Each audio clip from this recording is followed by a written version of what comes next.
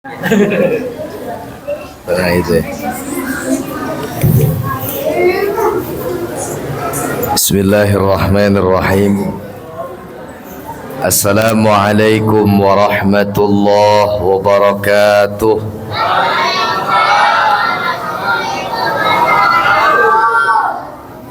Bismillah walhamdulillah. Alhamdulillahi wa kafa. Wassalatu wassalamu ala sayyidina Muhammadinil Mustafa wa ala alihi ahli sidqi wal wafa, amma ba'du. Hadratal mukarramin wal muhtaramin, para alim, para asatidah, para tokoh, para sepuh, wabil khusus yang sama kita hormati segenap pengurus DKM Masjid Ali Imron. Mudah-mudahan segenap pengurus diberikan sehat berkah oleh Allah Subhanahu wa taala. Juga tak lupa yang sangat kita hormati, yang sangat kita muliakan Al-Mukarram wal-Mukhtaram Ustaz Rohadi, juga segenap para asatid yang lainnya yang mudah-mudahan kita doakan semoga para guru-guru kita diberikan sehat berkah oleh Allah Subhanahu wa taala. Juga tak lupa salam penghormatan saya yang senantiasa saya muliakan seluruh jamaah, ibu, bapak, hadirin wal hadirat yang alhamdulillah malam hari ini kumpul di tempat yang mulia ini dalam rangka malam Jumat berkah, yang dimana mudah-mudahan kumpul hadirnya kita di tempat yang mulia ini jadi wasilah Allah sehatin badan kita, Allah berkahin hidup kita, Allah muliain hidup kita, Allah lunasin utang-utang kita. Utang aminnya gede banget ya.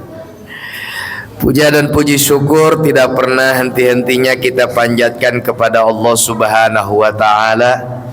Salawat riring salam terus terlimpah dan terus tercurahkan keharibaan junjungan kita Nabi besar Muhammad sallallahu alaihi wa alihi wasallam beserta keluarga, sahabatnya pun juga kita selaku umatnya yang semoga nanti di yaumil qiyamah beliau ridha ngasih syafaatul uzma buat kita semua.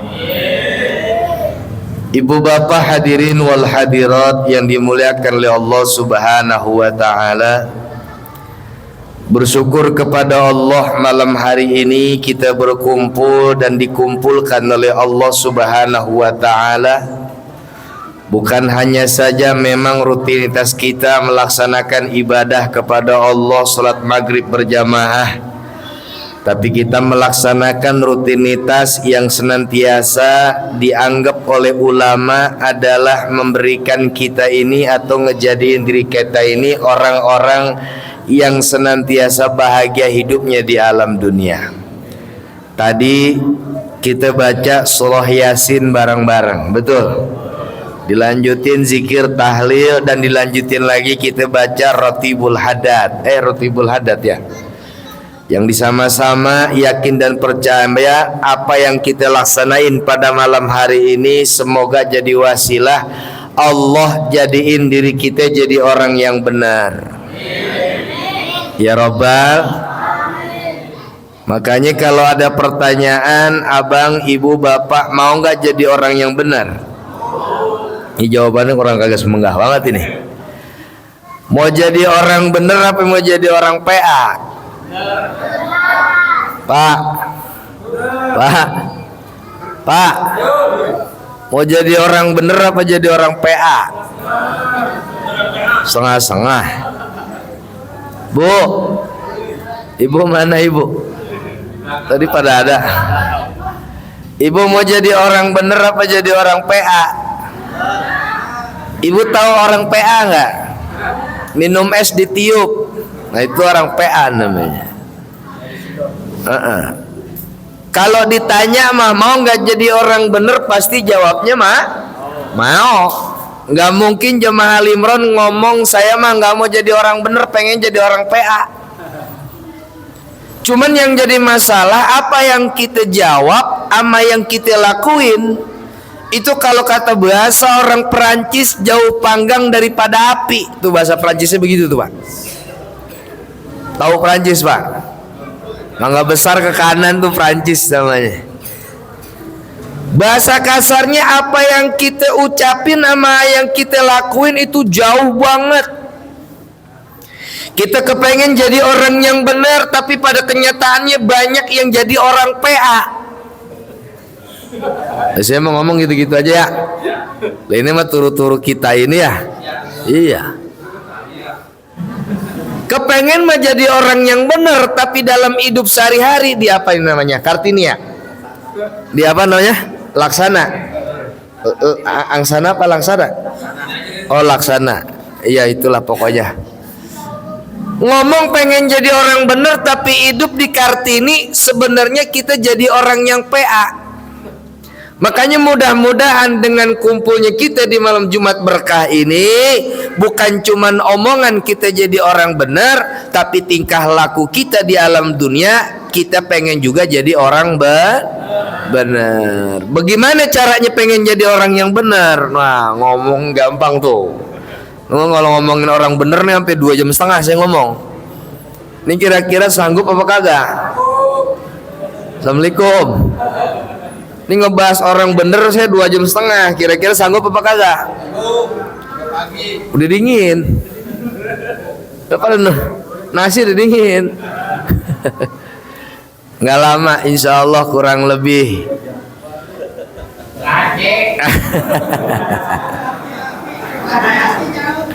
Nggak lama-lama. Apa syaratnya pengen jadi orang yang benar? Kata Syekh Nawawi Al-Bantani di dalam kitab Nasoihul Ibad, Pak. Kenal sama Syekh Nawawi? Kenal di mana? Kenal bae. Syekh Nawawi itu orang Kulon. Lahir di Desa Tanara, Provinsi Banten. Wafat di Kota Mekah. Kurang lebih hampir 150 kitab beliau ciptain. Salah satu kitabnya ada namanya Nasoihul Ibad. Kata beliau dalam kitab tersebut, kalau jamaah Ali Imran pengen jadi orang yang benar, syaratnya nggak banyak, cuman 2. Berapa Pak? Berapa? 2. Apa itu yang 2? Yang pertama, syarat pengen jadi orang yang benar, kita kudu beresin urusan kita sama Allah. Yang kedua, syarat pengen jadi orang yang benar, kita kudu beresin urusan kita sama makhluk ciptaan Allah, khususnya manusia. Jadi syarat kalau kita pengen jadi orang yang benar, yang satu beresin urusan kita sama Allah, yang kedua beresin urusan kita sama manusia. Yang pertama beresin urusan kita sama Allah. Oh yakin dan percaya jemaah Ali Imran mah beres semua urusannya sama Allah, betul? Amin. Lah saya tahu kan, saya sering lewat sini. Orang jemaah Ali Imran mah kalau urusan sama Allah beres sudah pokoknya. Beres. Lah sekarang saya mau tanya, Pak, kalau ada waktu sholat, Bapak sholat apa kagak? Sholat apa kagak? Sholat. Yang sholat mah, yang kagak ya masing-masing. Jangan ditanya kalau ngomongin ibadah sholat jemaah Ali Imran mah. Ketika azan berkumandang langsung buru-buru datang ke Ali Imran. Bahkan azan belum berkumandang aja udah pada nongkrong di depan. Ngapain? Di rumah orang ada kopi kali, numpang ngopi di mari. Artinya apa? Yakin dan percaya jemaah Ali Imran mah kalau urusan sama Allah beres semuanya. Ibu-ibu masalah sholat pasti beres, betul nggak Bu? Bapak-bapak juga urusan sama Allah pasti beres. Sholat kita lakuin, puasa Ramadan alhamdulillah kita laksanain. Di dalam Ramadan ada sesuatu syariat yang kita dianjurin kalau kita punya rezeki, buat kita dijadiin sebagai orang yang bersih. Bahkan puasa amal ibadah kita bisa diangkat ke Allah dengan zakat, kita keluarin zakat, betul betul. Oh kalau urusan sama Allah mah insya Allah jemaah Ali Imran beres. Cuman yang jadi masalah kan syarat jadi orang yang benar bukan urusan sama Allah beres aja. Ada lagi urusan yang kedua. Apa? Udah beres belum urusan kita sama manusia? Ini kan banyak Pak model zaman sekarang. Sama Allah urusannya beres, sama manusia belum beres. Makanya syarat pengen jadi orang yang benar, beresin dulu urusan kita sama manusia. Mertua sama mantu, mantu sama mertua, beres kagak urusannya? Orang tua sama anak, anak sama orang tua, beres nggak urusannya? RW sama RT, RT sama RW, beres kagak urusannya? Bulan depan OP naik nih teh. Artinya apa? Beres kagak urusan kita sama orang? Ini kan banyak zaman sekarang sama Allah urusannya beres, sama orang kagak ada yang beres. Mertua sama mantu kagak ada beres-beresnya, ribut mulu. Masalah duit. Ada di mari mertua sama mantu ribut. Mana orangnya? Wow, ada di mari mah. Di sini mah mantu sama mertua baik semua. Amin. Ya Rabbal alamin. Ini kan ada di luar sana Pak. Atau mungkin kadang kita juga ngerasain ngalamin, kadang kita sebagai mertua sama mantu kagak cocok. Tiba gara-gara kagak cocok ribut tiap hari. Atau kita sebagai mantu dari mertua kita, kadang-kadang kita sama mertua kagak pernah ada beresnya, ribut mulu sama mertua. Emang pengalaman. Orang tua sama anak, anak sama orang tua, beres kagak urusannya. Ini mohon maaf, sekarang banyak orang tua yang urusannya kagak beres sama anak. Makanya jangan salahin kalau anak urusannya kagak beres sama orang tua. Kenapa? Karena kita sebagai orang tua kagak ngeberesin urusan kita sama anak. Ustadz kata siapa? Oh, Jamal Imron mah sama urusan anak beres semua. Mana contohnya beres? Sekolah saya sekolahin, jajan saya kasih duit, dia lapar saya kasih makan, dia haus saya kasih minum. Yang namanya urusan sama anak nggak sekedar model begitu doang Pak. Urusan sama anak bukan sekedar kita kasih makan, kita sekolahin, bukan. Udah beres belum urusan kita sama anak? Bagaimana cara ngeberesinnya? Udahkah mereka kita tanamin nilai-nilai keimanan nama Allah Subhanahu wa ta'ala? Ini kan banyak orang zaman sekarang sekolahin cakep, kita kasih makan, minta jajan kita kasih duit, giliran ngaji kagak bisa, kagak ada yang sedih. Ini orang kena bang, kalau sini mah sama. Makanya saya bersyukur kepada Allah nih, malam Jumat anak-anak kita mau kumpul bersama di masjid. Biar entar kalau udah gede mereka timbul kenangan, timbul memori. Memori tahu memori? Oi, memori tahu? Lempar dalamnya ketan itu, memori namanya. Timbul dalam ingatan mereka, senang tinggal di masjid. Akhirnya apa? Ketika mereka nanti udah gede, mereka nggak malu lagi masuk ke masjid. Ini kan banyak model-model anak muda zaman sekarang. Kenapa sih masjid kagak rame sama anak muda? Karena mereka ngerasa malu. Kenapa malu? Karena kita sebagai orang tua kagak pernah ngajak bocah-bocah kita ke masjid. Kena bang, sini sama. Artinya apa? Beresin urusan kita sama anak. Bagaimana cara ngeberesin? Didik anak-anak kita dengan nilai-nilai agama, yang dimana akhir-akhir ini nilai-nilai agama anak-anak kita makin hari makin lentur dan luntur adanya. Berapa banyak bocah-bocah kita Pak, kalau ditanya tong rukun Islam ada berapa? Betul nggak? Tong sifat 20 ada berapa? Bapak ngapain nanya saya sih? Kan begitu orang model zaman sekarang. Ada nggak yang begitu? Anak-anak kita nggak tahu sifat 20, anak-anak kita nggak tahu rukun Islam, rukun iman ada berapa. Bahkan anak-anak kita kagak ada yang tahu siapa sahabat-sahabatnya Nabi, siapa keluarga-keluarganya Nabi, dan juga nabi-nabinya Allah Subhanahu. Makanya bersyukur anak-anak kita masih mau ke masjid, masih mau ngeramein majelis-majelis ilmu walaupun gurunya rada-rada puyeng. Lah ngurusin bocah begini ngajar puyeng pak, puyengan ngajar bocah daripada ngajar aki-aki. Kalau ngajar aki-aki mah wajar, atuh budek kedua rada telat mikirnya, wajar. Kalau anak-anak masya Allah. Artinya apa? Beresin urusan kita sama anak. Bahkan kita nih pak, oi pak, oi. Kita sebagai suami terkadang egois, pengen jadi orang bener sendirian. Kita nggak pernah mau ngajak istri kita di rumah juga pengen jadi orang yang bener. Anak-anak kita jadiin anak yang bener. Berapa banyak sekarang suami pulang dari ngaji nih, pulang ke rumah bukan saling berbagi ilmu, malah yang ada udah begitu aja. Akhirnya apa? Berapa banyak suami yang gak pernah peduli perhatian apakah istri di rumah sholatnya bener apa kagak. Berapa banyak anak-anak kita gak pernah kita peduliin sholatnya bener apa kagak.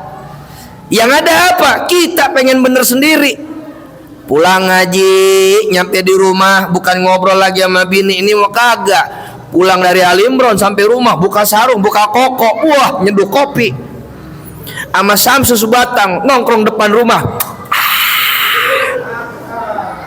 Ajib gak? Ajib gak?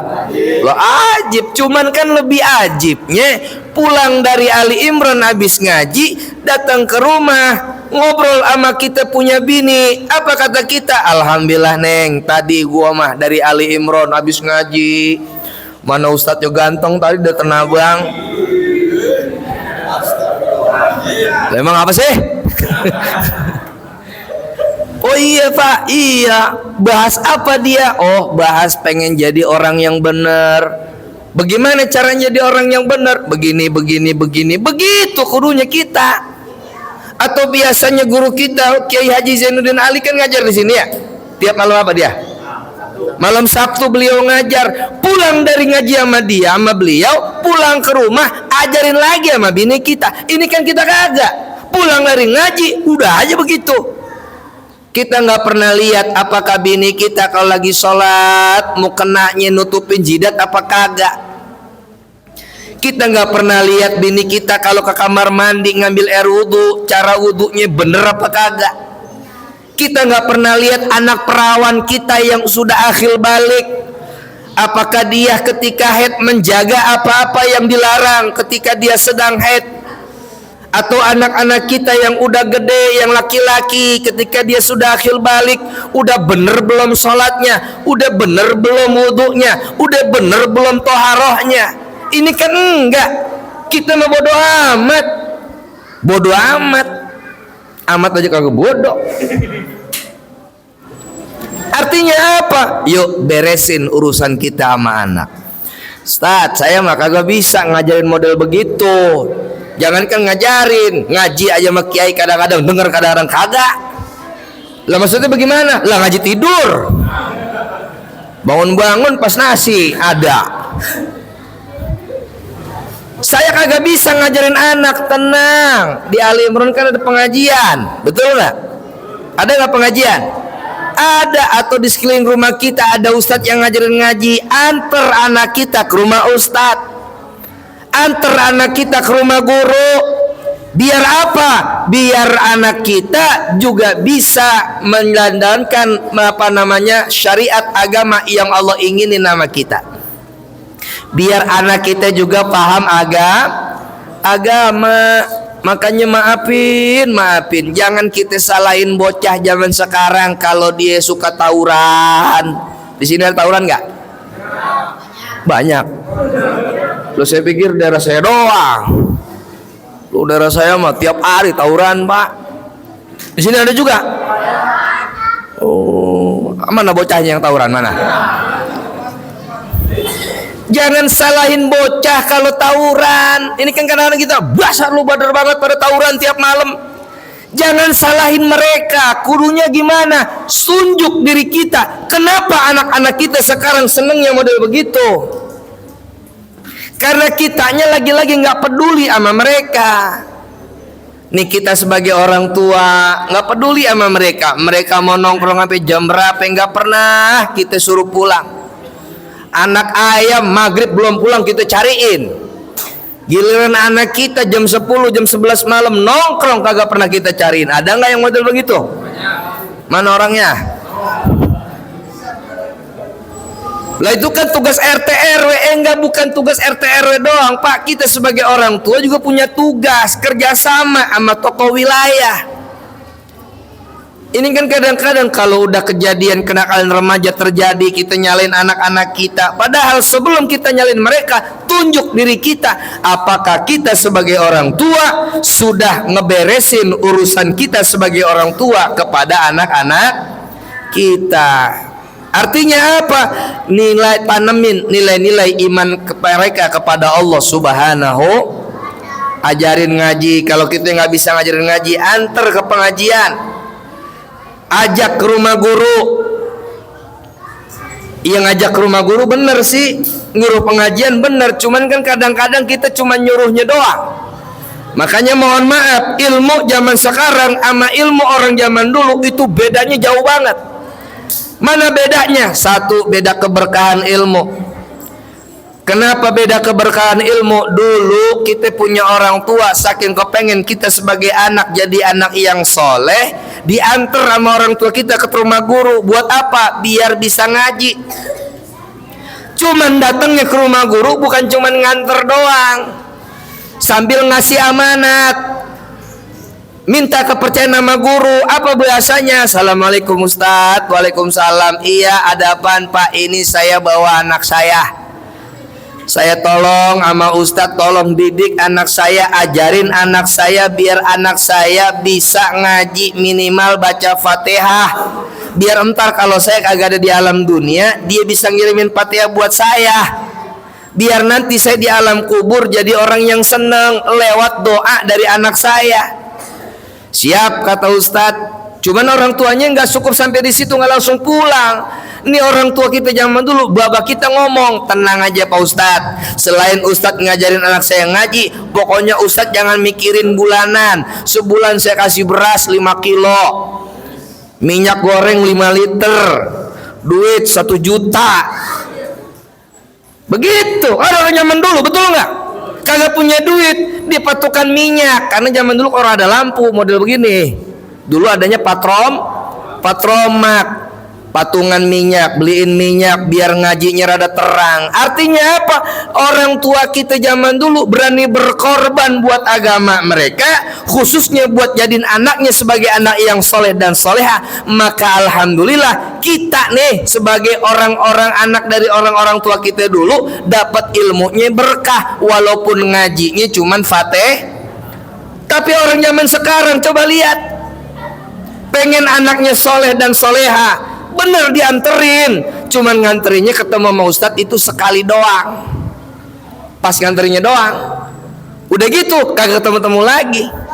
Sekalinya guru Ali Imran ngomong, tong besok kan ya, besok udah bulannya ganti, lu bilang sama bapak lu bayaran ya, bayarnya nggak banyak-banyak Pak, cuma 5.000. Ngomong ke orang tuanya, Pak tadi kata Ustadz bulan depan kita bayaran. Apa kata orang tua kita dua? Orang kita dua apa? Orang tua kita sekarang, wah ilah bayaran mulu. Emang tuh Ustadz kagak ada duit apa? Kan begitu zaman sekarang, betul nggak? Makanya mohon maaf, kemarin lagi rame tuh, kenapa guru ngaji selalu direndahkan? Bahkan ketika dia ngomongin duit, guru ngaji disuruh jualan. Pernah nggak dengar begitu Pak? Assalamualaikum. Wah, orang main media sosial ini kalah sama Pak Yanto nih. Jangan lupa subscribe. Kemarin rame tuh, guru ngaji kalau punya duit jangan jual agama, katanya suruh jualan. Dulu yang ngomong tuh Menteri Agama. Kemarin lagi rame, oi, Tahu nggak? Iya, guru ngaji. Ya guru ngaji, makanya ya kita kasihan sama guru ngaji. Mari kita doain dah guru-guru ngaji yang ada di Kartini, Allah angkat derajatnya, amin.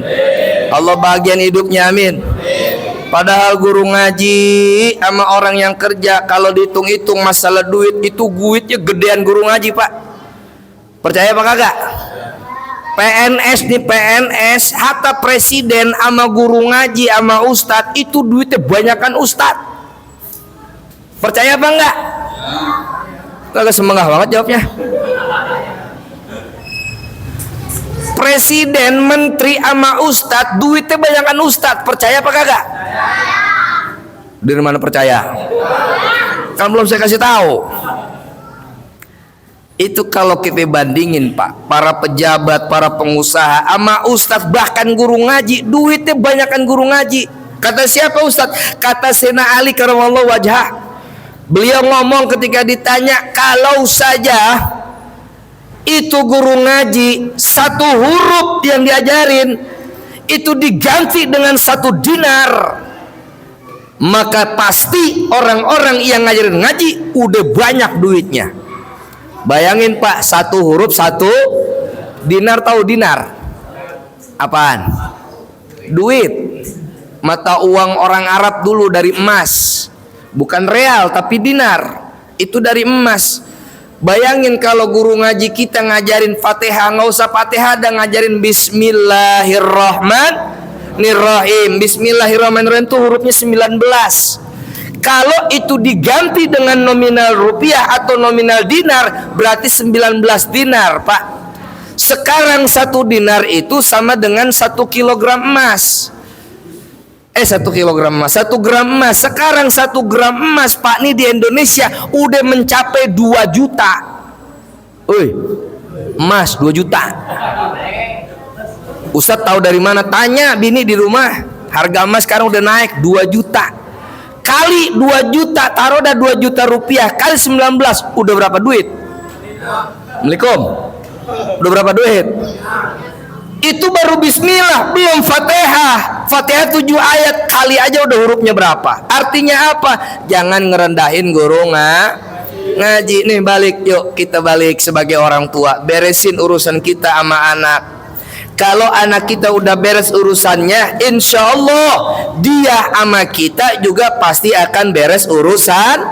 Apa maksudnya urusannya beres? Anak kita nggak bakalan kurang ajar sama kita. Anak kita akan menjadi qurrata ayun buat kehidupan kita. Anak kita menjadi orang anak yang solihin wa solihat. Anak kita bahkan gak pernah berhenti ngedoain kita sebagai orang tua, agar kita sebagai orang tua hidupnya bahagia dunia wal akhirah. Amin ya rabbal, amin ya rabbal. Itu baru urusan anak sama orang tua sama anak. Belum lagi kita urusan sebagai manusia yang hidup di lingkungan masyarakat. Udah beres belum kita sama tetangga? Ini kan banyak model zaman sekarang, sama Allah urusannya beres, sama tetangga sebelah kiri gedeknya minta ampun. Betul kan? Sama Allah mah sholat tunggang-tungging sampai maaf-maafin, jidat pada hitam, kaki pada bengkak. Asam urat kali. Tapi gila nama tetangga kagak pernah ada yang akur. Ngelihat tetangga sebelah kanan punya kontrakan 30, ngomong kemana-mana. Habis UAP jual warisan orang tuanya. Punya tetangga sebelah depan jual apa aja laku, nggak pernah ada yang kagak laku. Bukannya doain malah ngomong kemana-mana, ngobrol di depan. Ali Imron, tahu nggak tuh orang habis pulang dari Gunung Kawi, makanya kalau jualan laku mulu. Artinya apa? Nggak ada rasa ulas asih, nggak ada rasa kasih dan sayang terhadap sesama anggota masyarakat. Maka artinya apa? Orang Kartini kalau kepengen kampungnya berkah, maka jangan kita tinggalin, kita hilangin rasa kasih dan sayang terhadap sesama. Wabil khusus kepada sesama keyakinan, umumnya kepada sesama manusia. Ini kan enggak kita.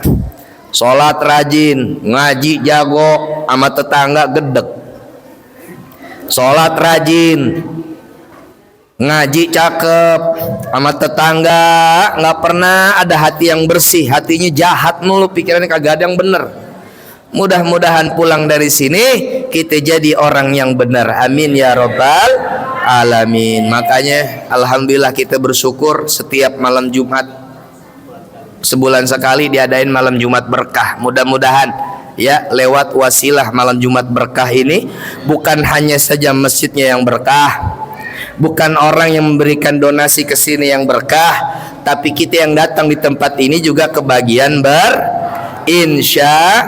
insya dan mudah-mudahan bukan cuma berkah Allah kasih sama kita, tapi juga Allah subhanahu wa ta'ala jadiin diri kita sebagai orang-orang yang benar ya rabbal. Cuman terakhir sebelum saya tutup, emang kalau ngomong mah gampang, beresin urusan nama Allah, beresin urusan nama manusia. Cuman kan kita hidup di alam dunia banyak godaan dan cobaan, betul nggak? Tapi insya Allah kalau doa yang Nabi Daud dulu minta sama Allah kita jalanin, insya Allah kita semua akan dipermudah menjadi orang yang baik. Kita dipermudah jadi orang yang benar. Apa doa Nabi Daud? Ini sekedar solusi buat zaman sekarang. Karena zaman sekarang banyak orang yang sudah menyerah di tengah jalan kepengen jadi orang yang benar. Bagaimana solusinya? Dulu Nabi Daud pernah minta sama Allah. Apa yang Nabi Daud minta? Allahumma inni as'aluka arba'atan wa a'udzubika min arba'atin. Fa'amal lahwati as'aluka lisanan dzakiran wa qalban syakiran wa badanan sabiran wa zawjatan tu'inuni fi dunyaya wa akhirati. Dulu Nabi Daud minta sama Allah model doa kayak begini. Apa yang Nabi Daud minta? Ya Allah ya Rabb, limpahkanlah kepada saya 4 perkara dan saya berlindung kepadamu dari 4 perkara. Dan semoga engkau limpahkan 4 perkara kepadaku. Mana 4 perkara? Yang pertama, lisanan dzakiran. Apa itu lisanan dzakiran? Ya Allah, jadiin mulut yang saya punya ini sebagai sarana berzikir kepadamu, sarana mengingat kepadamu, bukan kata-kata yang tidak baik, tapi berzikir kepada Allah. Itu yang pertama. Saya langsung cepet-cepet aja karena waktu udah jam 9 kurang 1 jam. Yang kedua apa? Wa qalban syakiran, hati yang bersyukur. Jangan punya hati yang kufur. Ini kenapa zaman sekarang berkah Allah semakin hari makin diangkat, karena banyak diantara kita yang gak bersyukur, banyak yang kufur. Maka wajar nikmat gak bakalan Allah tambah. Kenapa? Karena kita gak bersyukur. Padahal jelas Allah ngasih tahu sama kita, la in syakartum la azidan. Siapa jamaah Al-Imran bersyukur kepada Allah, pasti Allah tambah nikmat-nikmatnya kepada kita. Tapi wala in kafartum inna adzabi, siapa yang kufur, bukan hanya saja Allah hentikan nikmatnya, tetapi Allah akan memberikan azab yang pedih buat kita. Naudzubillah min. Yang ketiga, wabadanan sabiran. Kita minta sama Allah, ya Allah, berikan saya hati yang kuat, jiwa yang kuat, pikiran yang bagus. Artinya apa? Kalau punya hati yang kuat, hati yang bersih, jiwa yang kuat, ketika ada cobaan dan musibah, kita nggak pernah suudzon nama Allah, tapi kita berhusnuzon sama Allah. Kenapa? Kenapa Allah kasih ujian sama kita? Karena Allah kepengen ngelihat kita menjadi orang-orang yang naik derajatnya dibandingkan masyarakat atau orang yang lain. Jadi kalau Allah kasih musibah, jangan ngegerendeng. Ini kan kita banyak ngegerendeng. Ya Allah, ngapa sih? Sholat mah sholat, sampai tiang Ali Imran kenal sama saya. Duha saya jalanin, tahajud saya jalanin, tapi ngapa hidup saya belangsak mulu? Dikasih ujian nama Allah, nggak pernah sabar. Maka kita nanti akan dijadikan sama Allah sebagai orang yang tidak disayang sama Allah subhanahu. Kenapa? Karena Allah sendiri yang ngasih tahu, wallahu ma'as sabirin. Allah itu bersama orang-orang yang sabar. Jadi banyakin sabar. Lihat ekonomi kita lagi sekarang tidak baik-baik saja, banyakin sabar dan banyakin syukur. Yang terakhir, wa zaujatan tu'inuni fi dunyaya wa akhirati. Ya Allah ya Rabb, saya mohon pendamping hidup saya, istri saya, suami saya, semoga Engkau jadikan sebagai teman, sebagai mitra untuk meraih kebahagiaan dunia dan akhirat. Artinya apa? Saling menyemangati, saling menasihati bersama-sama dalam rumah tangga untuk meraih rumah tangga yang sakinah mawaddah warahmah dan mencetak anak-anak yang solihin wa sholihah. Mudah-mudahan tuh doa Nabi Daud bisa kita terapin dalam kehidupan kita sehari-hari, insya. Dan terakhir kita minta sama Allah, mudah-mudahan Allah Subhanahu wa taala berikan istiqomah buat kita semua. Allah berikan bahagia buat kita semua, sehingga dengan istiqomah tadi kita mampu menjalani apa yang Allah dan Nabi syariatin nama kita, dan juga para guru-guru ajarin nama kita, insya Allah. Dan terakhir kita doain semoga para donatur, para orang tua yang sudah mewakafkan ini masjid, yang sudah berdonasi kepada ini masjid, semoga mereka-mereka Allah bahagiakan hidupnya. Dan kita semua sebagai generasi-generasi dari orang-orang tua kita yang telah memakmurkan dan sedang memakmurkan Masjid Al Imran ini, semoga Allah makmurkan juga hidup kita di alam dunia, dan nanti di yaumil qiyamah Allah jadi kita sebagai orang-orang yang mulia dan bahagia dan masuk di alam sorga. Ala hadihiniyah wa ala kulli nabil salihah wa ila hadrati Nabi Muhammad sallallahu alaihi wasallam. Al-Fatihah. Bismillahirrahmanirrahim. Alhamdulillahirabbil alamin arrahmanir rahim maliki yaumiddin. Iyyaka na'budu wa iyyaka nasta'in ihdinas siratal mustaqim siratal ladzina an'amta 'alaihim ghairil maghdubi 'alaihim waladdallin. Amin. Ini saya dapat sampaikan, maafin kelamaan, udah hampir jam 8 kurang ya. Mudah-mudahan kita semuanya dibahagiakan oleh Allah Subhanahu wa taala. Wallahul musta'an, billahi taufik wal hidayah. Assalamualaikum warahmatullahi wabarakatuh.